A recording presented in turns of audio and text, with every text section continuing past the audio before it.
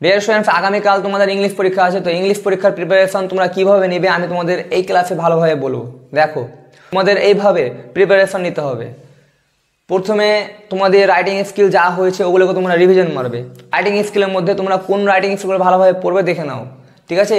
Processing writing, paragraph writing, biography writing, এই তিনটের মধ্যে যে কোনো একটা পরীক্ষা তোমরা পাবে।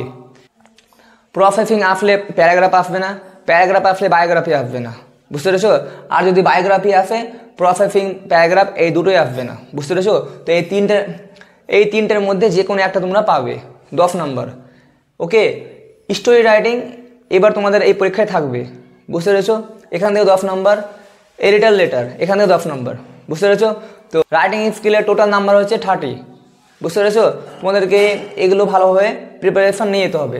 তোমাদের নোটিশ রিপোর্ট করার কোনো প্রয়োজন নেই, বুঝতে পেরেছো? তারপর দেখো ইংলিশ টেক্সট বুক, এখানে তোমার 6টা লেসন আছে। Fable, C favour, the fennel, the passing away of Bapu, hour আনওয়ে kite, the cat. ওকে, এগুলোর মধ্যে সবচেয়ে বেশি গুরুত্বপূর্ণ হচ্ছে দ্য ফেনেল এবং দ্য ক্যাট। তোমরা এই দুটোকে ভালোভাবে পড়ে যাবে। এই দুটো চ্যাপ্টার, ঠিক আছে, এই দুটো লেসন এবছর মাধ্যমিক পরীক্ষায় আসার 100% চান্স রয়েছে। তবুও তোমরা বাকিগুলো দেখে যাবে।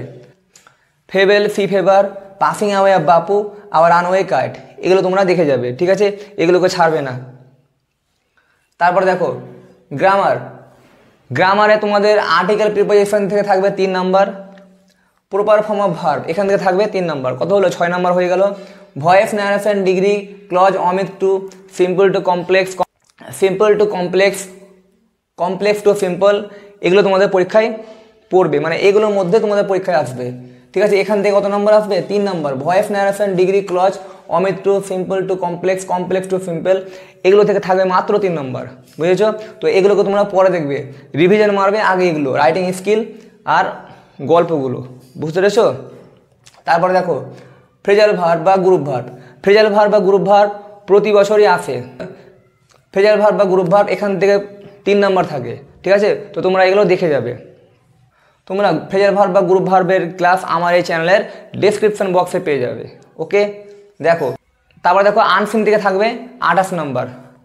8 নম্বর সিমিলার মিনিং, বাকি 20 নম্বর, ঠিক আছে? ফিল ইন দ্য ব্ল্যাঙ্কস অথবা কজ ইফেক্ট অথবা কোশ্চেন আনসার, এগুলো থাকবে, বুঝতে পেরেছো?